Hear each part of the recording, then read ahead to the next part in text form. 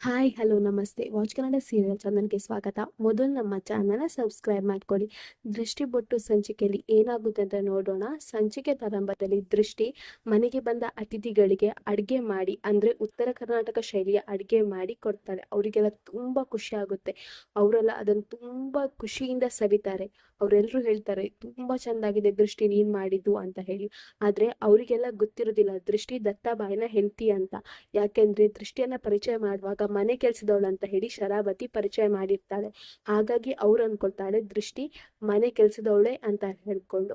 ಇನ್ನು ಇನ್ನು ದೃಷ್ಟಿ 2-3 ದಿನದಿಂದ ನಿದ್ರೆನ ಕರೆಕ್ಟಾಗಿ ಮಾಡಿರುವುದಿಲ್ಲ. ಹಾಗಾಗಿ ಅವಳಿಗೆ ತಲೆ ಸುತ್ತು ಬರ್ತದೆ. ಅವಳು ಬಡಿಸ್ತಾ ಇರುವಾಗ ತಲೆ ಸುತ್ತು ಬಂದು ಬೀಳ್ತಾಳೆ. ಆವಾಗಲೇ ದತ್ತಾಬಾಯಿ ಅವಳನ್ನ ಹಿಡಿದು ಅವಳನ್ನ ಎತ್ತುಕೊಂಡು ಬೆಡ್ರೂಮಿಗೆ ಹೋಗಿ ಮಲಗಿಸ್ತಾನೆ.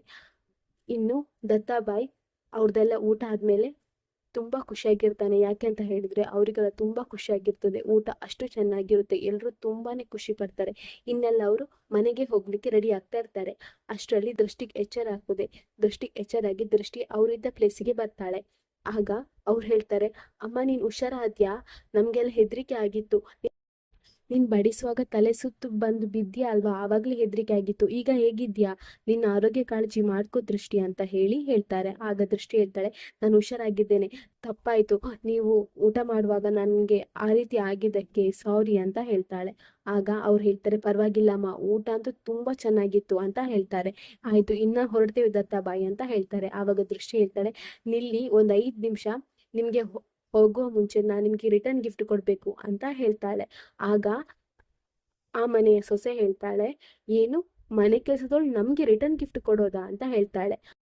ಆಗ ದೃಷ್ಟಿ ಹೇಳ್ತಾಳೆ, ನಾನು ಕೊಡೋ ಗಿಫ್ಟ್ ನಿಮ್ಗೆ ಇಷ್ಟ ಆಗುತ್ತೆ ಅಂತ ಹೇಳ್ತಾಳೆ. ಆಗ ರಾಜ ಗಿಫ್ಟ್ ತಗೊಂಡ್ ಬರ್ತಾನೆ. ಆ ಗಿಫ್ಟಲ್ಲಿ ಉತ್ತರ ಕರ್ನಾಟಕ ಶೈಲಿಯ ರೊಟ್ಟಿ, ಹಾಗೆ ಚಟ್ನಿ, ಶೇಂಗಾ ಚಟ್ನಿ, ಕಾಯಿ ಹೋಳಿಗೆ ಎಲ್ಲಾನು ಇರ್ತದೆ. ಅದನ್ನ ನೋಡಿ ಆ ಮನೆ ಸೊಸೆಗೆ ತುಂಬಾನೇ ಖುಷಿ ಆಗುತ್ತೆ. ಆಗ ಅವಳು ಹೋಗಿ ಗಟ್ಟಿಯಾಗಿ ದೃಷ್ಟಿನ ಹಗ್ ಮಾಡ್ತಾಳೆ. Thank you so much. ನೀವು ಎಲ್ಲಿ ಕೂಡ ಸಿಕ್ಕಾಕೊಳ್ತಿಲ್ಲ, ನೀವು ಎಲ್ಲಾನು ಪರ್ಫೆಕ್ಟ್ ಆಗಿ ಮಾಡಿದ್ದೀರಾ. Thank you so much. Next time ನಾನಿಲ್ಲಿ ಬಂದಾಗ ದೃಷ್ಟಿ ನನಗೆ ನೀನು ಇದೇ ರೀತಿ ಅಡುಗೆ ಮಾಡಿ ಬಡಿಸ್ಬೇಕು ಅಂತ ಹೇಳ್ತಾಳೆ. ಆಗ ದೃಷ್ಟಿ ಹೇಳ್ತಾಳೆ, ಆಯ್ತಕ್ಕ, ನಿಮ್ಗೆ ಇದೇ ರೀತಿ ಅಡುಗೆ ಮಾಡಿ ಬಡಿಸ್ತೇನೆ ಅಂತ ಹೇಳ್ತಾಳೆ. ಆಗ ಶರಾವತಿ ಗಂಡ ಕಿಶೋರ್ ಹೇಳ್ತಾನೆ, ನಾನು ನಿಮಗೆ ಒಂದು ವಿಷಯ ಎಲ್ಲರಿಗೂ ಕರೆಕ್ಟಾಗಿ ಕ್ಲಾರಿಫೈ ಮಾಡಬೇಕು.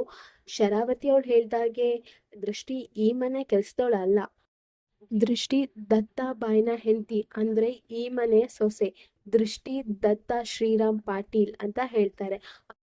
ಆಗ ಅಲ್ಲಿ ಬಂದ ಅತಿಥಿಗಳಿಗೆ ಆಶ್ಚರ್ಯ ಆಗ್ತದೆ. ಏನು, ಇವರು ದತ್ತಾಬಾಯಿಯವರ ಹೆಂಡತಿಯ?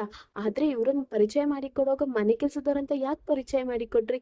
ತಮಾಷೆಗೊಂದು ಇತಿಮಿತಿ ಇರುತ್ತೆ ಅಲ್ವಾ? ಈ ರೀತಿ ತಮಾಷೆ ಮಾಡಿದ್ದು ನಮ್ಗೊಂದು ಇಷ್ಟ ಆಗ್ಲಿಲ್ಲ. ಇಲ್ಲಿ ತನಕ ಇದೊಂದು ವಿಷಯ ನಮ್ಗೆ ಇಷ್ಟ ಆಗ್ಲಿಲ್ಲ. ಇನ್ಯಾವತ್ತೂ ಹಾಗೆ ಮಾಡಬೇಡಿ.